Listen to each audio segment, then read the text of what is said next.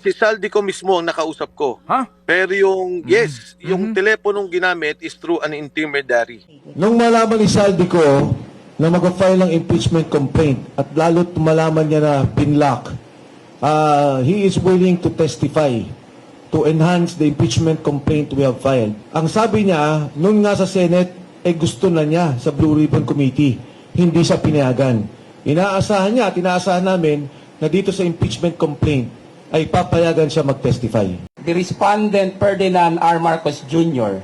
culpably violated Section 2, Section 1, and Section 6, Article 3, the Bill of Rights, respectively, of the Constitution, in causing the arrest, detention, and rendition of former President Rodrigo Roa Duterte to the International Criminal Court in The Hague, Netherlands. Ito po ay complaint ng Pilipino na naghihikahos, Pilipino na dinaya at pinagkait ng magandang kinabukasan, Pilipino na ninakawan ng pera. Nagsalita ho si Senator Amy Marcos at sinabi din niya ang problema ng ating presidente. Napakahirap ho nun bilang kapatid para sabihin mo yon. Galing mismo sa kanyang kapatid, kay Amy. These are personal knowledge of the use of cocaine. At ito ay labag, a betrayal of public trust because he executed an oath of office.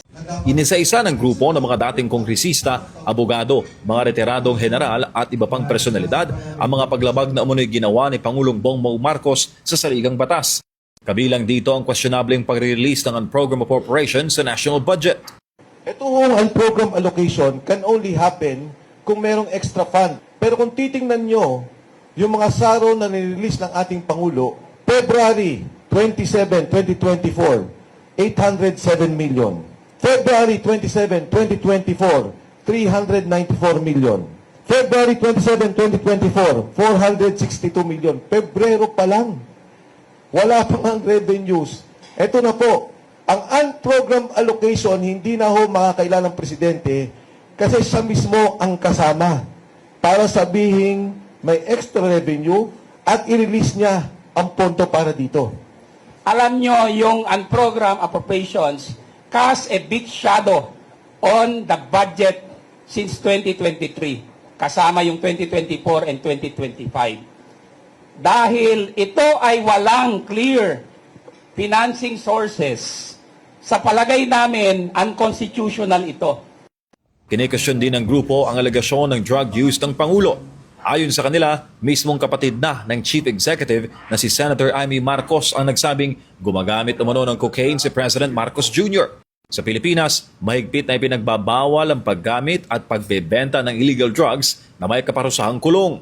Nung rally po, nung nakaraan ng INC from November 16 to 18, nagsalita ho si Senator Amy Marcos at sinabi din niya ang problema ng ating presidente. Napakahirap ho nun bilang kapatid para sabihin mo yon. Galing mismo sa kanyang kapatid, kay Amy. These are personal knowledge of the use of cocaine. At ito ay labag, a betrayal of public trust because he executed an oath of office. Kasama rin sa grounds for impeachment ang tinawag ng grupo na extraordinary rendition kay dating Pangulong Rodrigo Duterte sa ICC. Ayon sa kanila, pinagkaitan ng due process ang dating presidente nang ipadala sa dayuhang hukuman. The respondent Ferdinand R. Marcos Jr. culpably violated Section 2, Section 1, and Section 6, Article 3, the Bill of Rights, respectively, of the Constitution, in causing the arrest, detention, and rendition of former President Rodrigo Roa Duterte to the International Criminal Court in The Hague, Netherlands. These are fundamental rights guaranteed to every citizen of the Philippines, regardless of positions. Sa kaparehong press conference ay sinabi naman ni former Congressman Mike Defensor na handa raw na maging state witness si ex-Congressman Zaldico.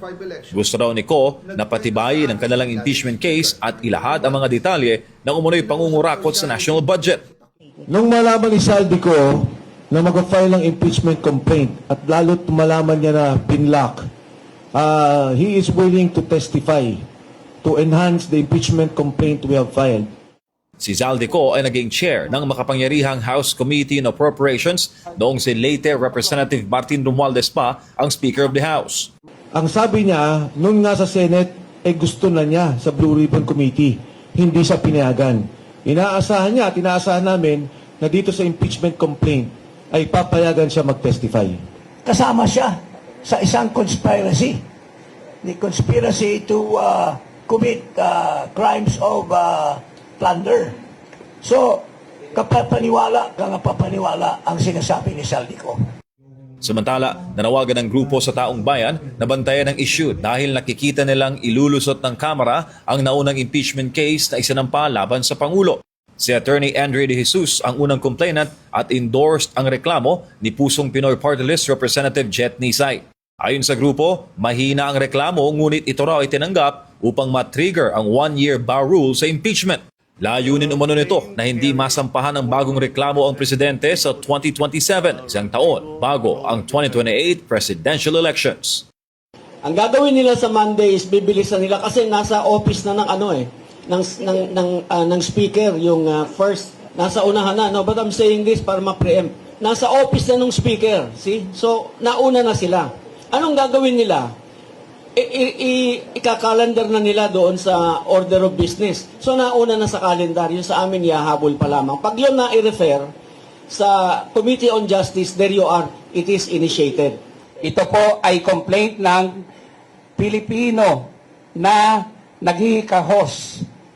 Pilipino na dinaya at pinagkait ng magandang kinabukasan. Pilipino na ninakawan ng pera. Binabalak nyo na maging testigo ninyo kung sakasakali nga po na ito'y hahantong dyan sa paunang kumbaga preliminary investigation po ng Justice Committee si dating Congressman Zaldico.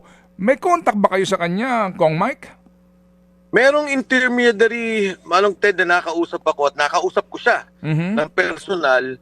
At kung nare-recall ninyo, even sa Blue Ribbon Committee naman, sabi nga niya, willing siya mag-testify kung ano yung mga binanggit niya. So sinabi ko sa kanya, sa pagkakataong ito, masasabi mo at kung papayagan ng Blue Ribbon Committee, mag-witness ka dahil parte ng aming i-final na kaso, yung graft and corruption, yung pag-deliver niya ng 25 billion pesos. Yung sinasabi niyang 2 billion, buwan-buwan na ni-require sa kanya. Yung sinasabi ngayon na sa Tamarind, na nag-deliver siya ng 1 billion, isang 800 million and 200 million. So hindi lang si Zaldico, papatawag din namin na witness dyan, siguro hostile witness ito, sila Yusek Jojo Cadiz, sila Secretary Pangandaman, si Yusek Traigib Olaybar, E.S. Bersamin, dahil ito yung mga parte nung binanggit niya sa video. Wala akong hinihingi sa kanyang sabihin na labas doon sa binanggit na niya kung hindi magkaroon lang na opisyal na pagtatanong at paglilitis kung ano yung mga nabanggit niya na pagdideliver ng pera kay Pangulong Bongbong Marcos. Ang sinasabi nyo ngayon, ang nakausap nyo ng personal, yung kumbaga intermediary, hindi mismo si ex-Congressman Zaldico. Tama? Kung Ted, si Zaldico mismo ang nakausap ko. Ha? Pero yung, yung teleponong ginamit is through an intermediary. Pwede ba namin malaman ang kaunti lang ho para sa, kumbaga, testing your credibility on this issue? Mawalang gana ng Kong Mike. Mga more or less, kailan ito at nasa saan ka nung kausap mo siya at nasa saan siya? Kung nasaan siya, Kong Ted, hindi ko alam. In fact, ayoko rin siya talungin. Baka mamaya, kung ano man yung mangyari sa kanya, madamay pa ako. Pero ako, nasa bahay ng mga panahong yun, and yun, nakapag-usap kami, and yung ang binanggit niya, kasi ang unang discussion noon was, etong Tamarind na binabanggit doon sa Blue Ribbon Committee nung last hearing, na sabi niya, dyan din yung binanggit ko na nag-deliver ako ng 800 billion, 200 billion. At binanggit ko sa kanya, mag-file kami ng impeachment case at ilalagay namin siyang witness doon sa kaso. At sinabi naman niya, wala naman siyang problema doon, pag-aaralan lang niya kung paano. Sabi ko, well, hindi naman ikaw yan eh. Let the Committee on Justice decide if they will allow you kasi that will be under suspended rules. Manong Ted, di ba dahil wala siya dito. So, yun naman. Tapos sinabi ko, wala naman kaming ibang hihingin sa iyo, kundi yung testimony rin nung nagsalita ka sa mga video na pinost mo sa iyong social media account. Kailan po ito ang nangyari na inyo pong pakikipag-usap po sa kanya? Kung nag-file kami nung Thursday, Tuesday ito, 2 araw bago mag-file. Okay. And then, nung siya kinausap mo, mga anong oras yun? Kung sakasakali po, para lang sa kwentada natin, kung siya nandoon sa Europa o nasa Portugal, kung mga anong oras yun? Nung mag-usap kami, kung di ako nagkakamali, siguro mga 10 to 11 p.m. Ako, kaya Philippine time. Okay.